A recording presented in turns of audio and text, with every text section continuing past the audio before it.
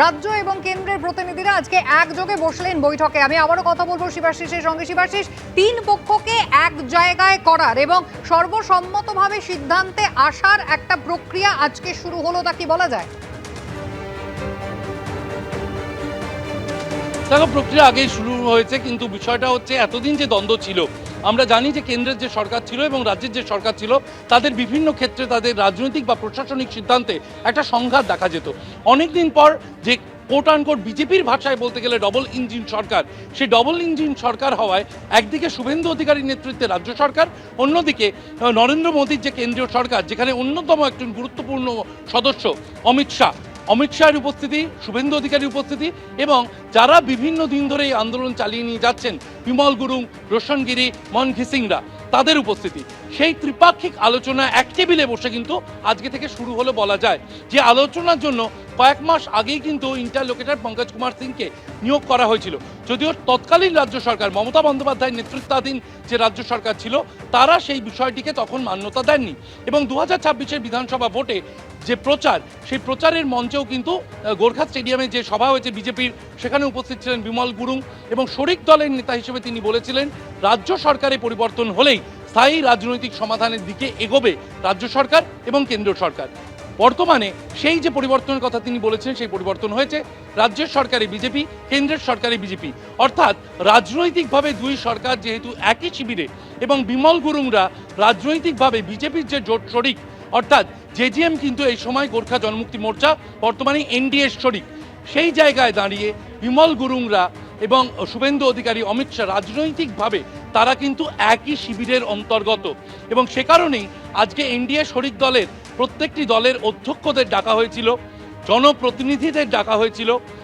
সরকারি প্রশাসনের যারা আমলারা রয়েছেন তাদেরকে ডাকা হয়েছিল, ইন্টারলোকেটর পঙ্কজ কুমার সিংকে ডাকা হয়েছিল এবং স্বাভাবিকভাবেই বলাই বাহুল্য কেন্দ্রীয় স্বরাষ্ট্রমন্ত্রী, কেন্দ্রীয় সরকারের পক্ষ থেকে অমিত শাহ উপস্থিত ছিলেন, রাজ্য সরকারের পক্ষ থেকে শুভেন্দু অধিকারী, বিশাল লামা তারা উপস্থিত ছিলেন এবং সার্বিকভাবে যে আলোচনা হয়েছে, পাহাড়ের বিভিন্ন সমস্যার কথা তুলে ধরা হয়েছে, পাহাড়ের অনুন্নয়নের যে অভিযোগ তা তুলে ধরা হয়েছে, তাদের যে বিভিন্নভাবে জাতিগত সমস্যা সেগুলি বিমল গুরুং তুলে ধরেছেন এবং সেই সব সমস্যা নিয়ে বিস্তারিত আলোচনা করার জন্যই পঙ্কজ কুমার সিংয়ের নেতৃত্বে যে কমিটি আজ তৈরি করা হয়েছে তারা আগামীতে আলোচনা এগিয়ে নিয়ে যাবেন এবং সেই আলোচনা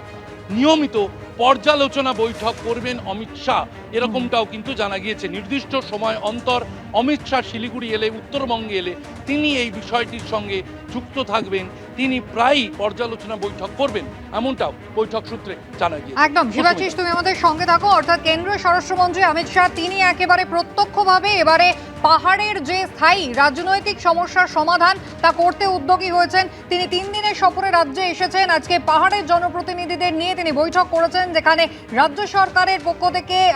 অবশ্যই রাজ্যের মুখ্যমন্ত্রী তিনি উপস্থিত ছিলেন। কেন্দ্র রাজ্য সমন্বয় তো ইতিমধ্যেই তৈরি হয়েছে, আর তারই সঙ্গে এবার পাহাড়কেও কিন্তু একযোগে সঙ্গে নেওয়া হলো। মধ্যস্থতাকারী হিসেবে পঙ্কজ কুমার সিং তাকে রাখা হয়েছে, তিনি মধ্যস্থতা করবেন এবং এতদিন ধরে পাহাড়ের মানুষের যে ধরনের অভিযোগ ছিল, জনপ্রতিনিধিদের যে অভিযোগ ছিল, তার সবটাই খতিয়ে দেখা হবে এবং একেবারে নিয়মিত পর্যালোচনা বৈঠক করবেন খোদ দেশের স্বরাষ্ট্রমন্ত্রী অমিত শাহ। দার্জিলিং এর বিজেপি সাংসদ রাজু বিস্ত আজকে বৈঠকে তিনিও যোগ দিয়েছিলেন। বৈঠক শেষে কি জানালেন বিজেপি সাংসদ, দেখুন। गोरखा समाज के लिए, दार्जिलिंग के लिए बहुत ही ऐतिहासिक दिन है, क्योंकि आज ही के दिन में 88 के अंदर में गोरखा एकॉर्ड साइन हुआ था और सौभाग्य से आज ही के दिन दार्जिलिंग के इसी पवित्र धरती में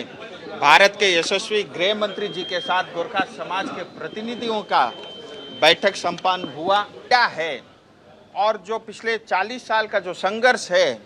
और जिस तरह से हमारे अधिकारों को सीपीएम ने और 15 साल तक टीएमसी ने कुचला है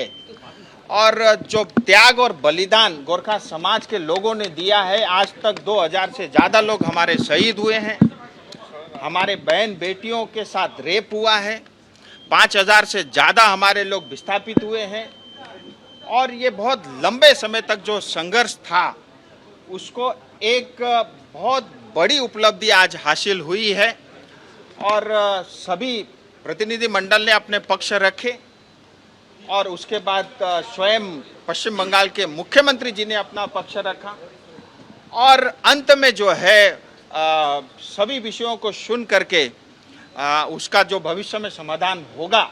और उसका जो रास्ता है उसको गृह मंत्री जी ने उसको कंक्लूड किया। এবিপি আনন্দ এগিয়ে থাকে এগিয়ে রাখে।